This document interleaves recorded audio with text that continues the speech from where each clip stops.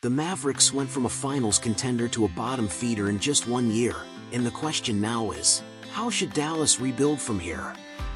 First, the franchise needs to face reality. The roster constructed by Nico is no longer capable of competing for a championship. Going all in on Cooper Flagg has become the team's only viable path. The Mavericks need to align their entire rebuild timeline with the development curve of the #1 pick. On the execution level, compared with the interim front office duo of Michael Finley and Matt Riccardi, the team needs a seasoned general manager to reset the organization's direction. According to reports, Dennis Lindsey has emerged as the Mavericks' only known external GM candidate. He served as a consultant for Dallas during the 2023-24 season, before moving on to work for the Pistons. This past offseason, Lindsey helped facilitate the signings of Caris LeVert and Duncan Robinson to Detroit. Combined with his track record in Utah, where he built the Donovan Mitchell, Rudy Gobert core, Lindsey has proven he has a sharp sense for roster construction. Next, looking at the roster situation, the highest-paid player, Anthony Davis, is also Dallas' best chance to acquire meaningful trade assets. Rumors about his next destination involve a long list of teams. But before management even evaluates offers, AD needs to return from injury and show that he can stay healthy and still play at an elite level.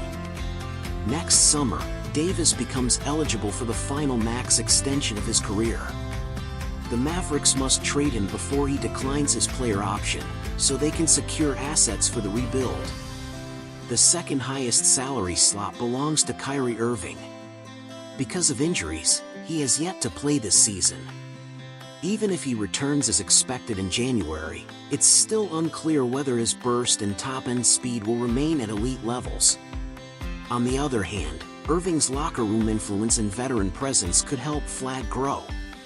Considering both sides, the front office currently has no plans to move him. The third highest salary belongs to Klay Thompson, who is about to turn 36. Father Time has finally caught up with one of the greatest shooters ever. This season, his production has cratered, scoring and efficiency both hitting career lows, prompting Jason Kidd to remove him from the starting lineup. His 2-year, $34 million deal will be extremely difficult to move. And if any team does discuss a trade centered on him, it would likely be to offload a similar bad contract. Including draft picks just to get rid of Klay would be completely counterproductive to a rebuild. Now look at the draft assets. In the past few years, with the Mavericks constantly pushing their chips in for win-now trades, the franchise has essentially drained its future draft capital. At this point, Dallas holds full control over only one first-round pick, next summer's. All 4 of the following year's first-rounders are restricted. 2027, the first-round pick is top 2 protected and owed to the Hornets. If the pick falls outside the top 2, Charlotte takes it. 2028, the Thunder own swap rights on the first-rounder, meaning Oklahoma City can take Dallas' pick if the Mavericks land a better draft position. 2029, the Mavericks' original first-round pick is already in the hands of either the Rockets or the Nets. Dallas only holds the Lakers' first-rounder, which is completely unrelated to their own record. 2030, the Spurs hold a swap right with #1 overall protection. Unless the Mavericks win the lottery, their first-rounder can be swapped away. Given this outlook, fully embracing a tank this season becomes the only logical move. Yes, falling from finals to bottom of the West in 1 year is brutal. But if Dallas can land Darren Peterson or AJ Dibansa to pair with Flagg, the excitement level would instantly return. However, tanking for 1 season won't solve everything on its own. Which is why the Mavericks must also try to reacquire the 2027 first-round pick they surrendered in the PJ Washington trade. If Charlotte is open to talks, what would a realistic trade package look like? Looking at the Hornets roster, rookie standout Cody Williams and sophomore Brandon Miller solidify the wings. At power forward they have Miles Bridges and Grant Williams. LaMelo Ball remains the franchise point guard. Their only glaring weakness is at center.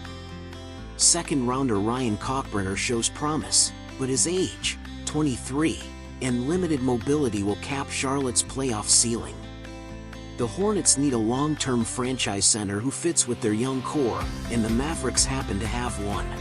Send Derek Lively to Charlotte in exchange for Dallas' own 2027 first-round pick. The Duke big man has already proven he can impact both ends for a contender. In the past, a young cornerstone like Lively would never hit the trade block. But given Dallas' current situation, getting back a first-round pick that could yield a higher ceiling prospect makes sense. For Charlotte, if the 2027 pick conveys under the number 2 protection, they only wind up with Miami's 2028 second-rounder instead. The difference in value is enormous. In summary, the Mavericks rebuild should follow 3 clear steps. First, hire a long-term front office leader. Second, move Anthony Davis before his player option. Third, reacquire the 2027 first-round pick to maximize tanking upside.